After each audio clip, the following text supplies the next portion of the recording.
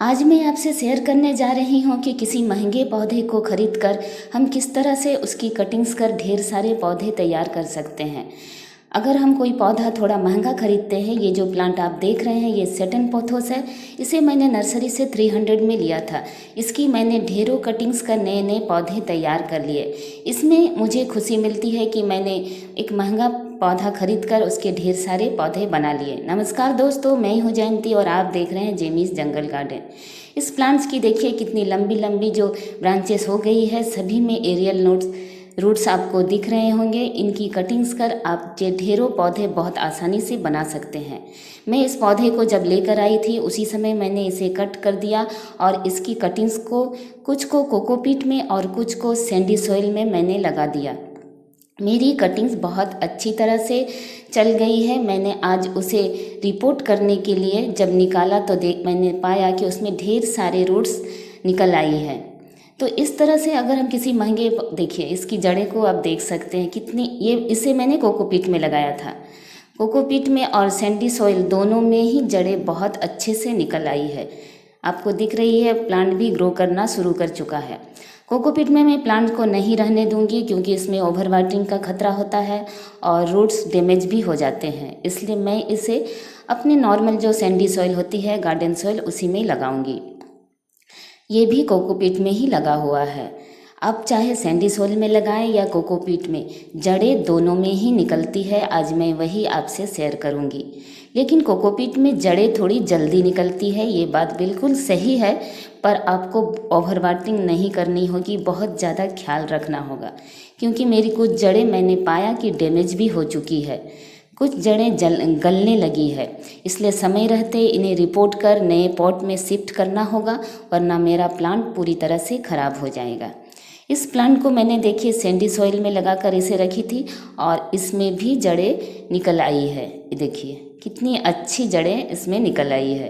तो यानी कि हम जिस भी मीडिया में अपने पौधे को लगाते हैं, इससे पता चलता है कि जो ये सेटन पोथोस है, नर्सरी में ये महंगा ज़रूर मिलता हो, लेकिन ये दूसरे जो हमारे घर में और दूसरे जो नॉर्मल पोथोस है उसी की तरह ही ये बिल्कुल साधारण सा प्लांट है।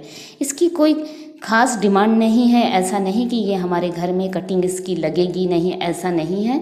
आप इसे जिस भी मीडिया में लगाना चाहे ये बहुत ही आसानी से लग जाता है। सभी कटिंग्स बहुत अच्छी तरह से मेरी ग्रो हो गई है। अब मैं इसे दूसरे पॉट्स में शिफ्ट करूँगी। कोकोपीट में भी नहीं रखूँगी। मैं कोकोपीट का इस्तेमाल सिर्फ कटिंग्स को लगाने के लिए ही करती हूँ। सॉइल में मैं कोकोपीट को बिल्कुल भी इस्तेमाल नहीं करती हूँ क्योंकि ओवर वाटरिंग इससे होने से आपके प्लांट्स गलने का खतरा रहता है। मैं अपने सभी प्लांट्स को इस तरह से सॉइल से निकाल लूँगी और उन्हें रिपोर्ट कर दूँगी। इसमें भी देखिए जड़ें आ चुकी है, कुछ जड़ें उसमें ख़राब भी होने लगी है। तो बहुत खुशी लगती है अगर हम किसी कटिंग्स को इस तरह से लगाते हैं और 3-4 महीने में ही उसमें इस तरह से जड़ें निकल आती है, तो बहुत खुशी लगती है कि हमने एक पौधे से कितने सारे पौधे बना लिए। अपने लगाए हुए पौधे की बात ही अलग होती है। जिस प्लांट को हम खरीद के लाते हैं उसमें इतनी खुशी नहीं होती है क्योंकि वो तो एक तैयार बना बनाया सब पौधा होता है। पर जिस पौधे को हम अपने हाथों से कटिंग्स कर उगाते हैं, रोज़ रोज़ देख देख कर उसे बड़ा करते हैं कि कब मेरी कटिंग्स लगेगी।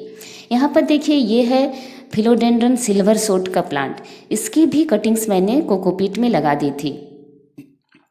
ये देखिए ये है प्लांट की जो मेरा मदर प्लांट ये है। इस बहुत लंबे लंबे से इसके ब्रांच थे। मैंने इसकी लंबी ब्रांच को देखकर ही इस पौधे को नर्सरी में लिया था क्योंकि मुझे पता है फिलोडेंड्रोन एक आसानी से चलने वाला प्लांट है।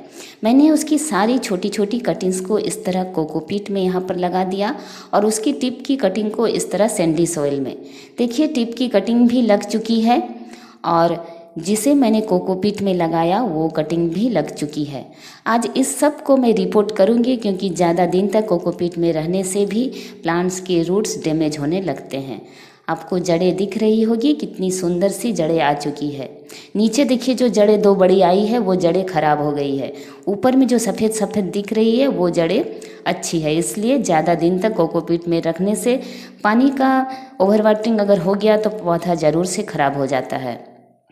हम जितना भी ख्याल रख लें ओवर वाटरिंग हो ही जाती है। मैं इस पौधे को कभी पानी भी नहीं देती हूँ, लेकिन बालकनी में दूसरे प्लांट्स को जब पानी देती हूँ तो थोड़ी बहुत इसमें भी गिर जाती है। उसी से पौधा देखिए ख़राब होने लगता है। मेरी जड़ें बहुत अच्छी आ गई है। मुझे देखकर इतनी खुशी हो रही है कि इतने सारे पौधे सभी में इतनी सुंदर से जड़ें आ चुकी है। इन सब को मैं छोटे छोटे से पॉट्स में लगाऊंगी, क्योंकि ज़्यादा बड़ा पॉट दूंगी तो ज़्यादा जगह घेरेंगी और दूसरे फिर से ओवर वाटरिंग का खतरा रहेगा। सभी को मैंने सोचा है कि नर्सरी पॉट में लगाऊंगी, क्योंकि उसमें नीचे बहुत सारे होल होते हैं जिससे पानी रुकने का कोई चांस ही नहीं रहेगा।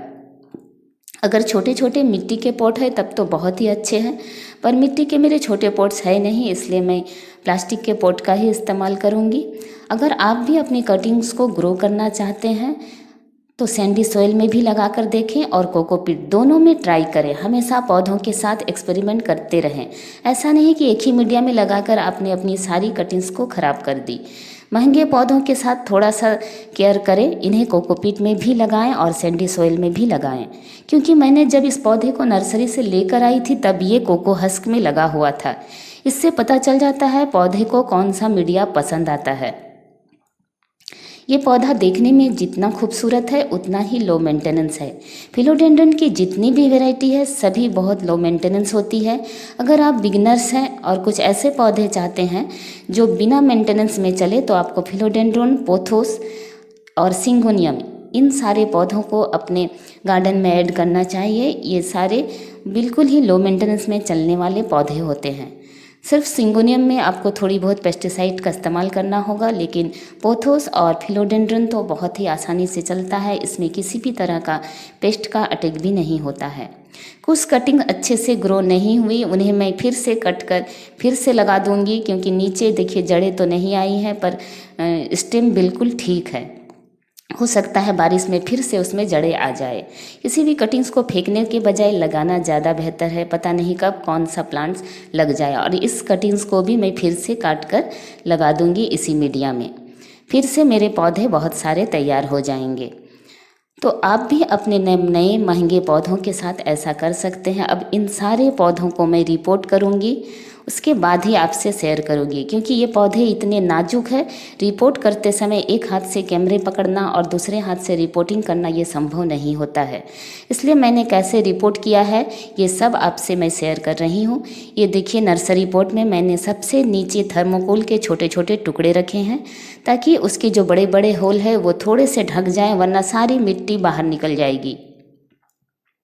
उसके बाद मैं एक एक पॉट में 2 प्लांट, या किसी में छोटे हैं तो 3 प्लांट भी मैंने 2 ही प्लांट अधिकतर मैं इसमें लगा रही हूँ। मैंने जो सॉयल लिया है उसमें 50% गार्डन सॉयल है, 30% कंपोस्ट है और 20% रिवर सैंड है।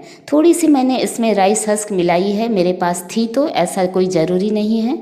और इस तरह से, और थोड़ी सी मैंने फंजीसाइड मिलाई है क्योंकि बारिश का मौसम है, और मैंने अपने पौधे को लगा दिया है बहुत ही आसानी से। मैंने, और इन्हें ओवर वाटरिंग बिल्कुल नहीं करूँगी, इन्हें मैं बालकनी में रखूँगी।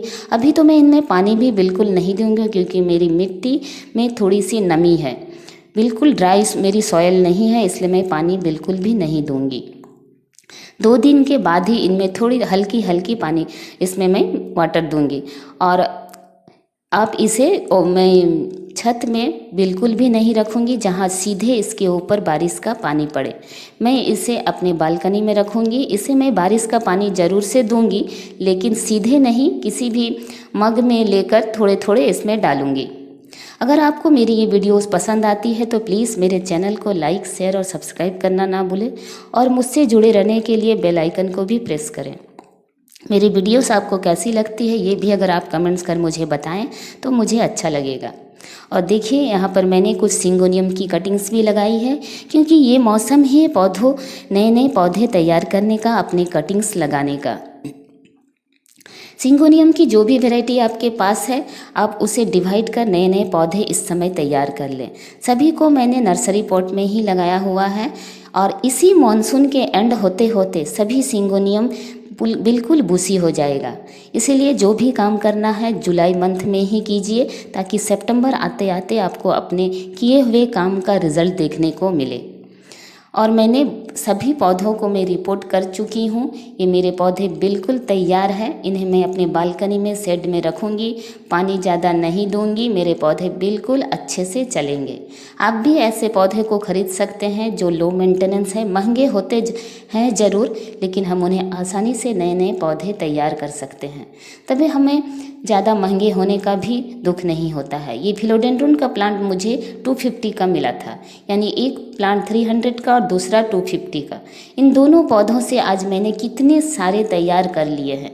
इसलिए कभी कभी थोड़े महंगे पौधे भी लेना चाहिए, लेकिन जो पौधे हार्डी हो, ऐसे पौधे ही आपको नर्सरी से लें, तभी आपके वो गार्डन में सालों साल तक बने रहेंगे। ये जो सैटिन पोथोस है, ये जितना खूबसूरत है उतना ही लो मेंटेनेंस है। फिलोडेंड्रन की इस वैरायटी को तो मैं पहली बार लाई हूँ, पर फिलोडेंड्रन के नेचर के बारे में मुझे अच्छी तरह पता है। वीडियो देखने के लिए धन्यवाद।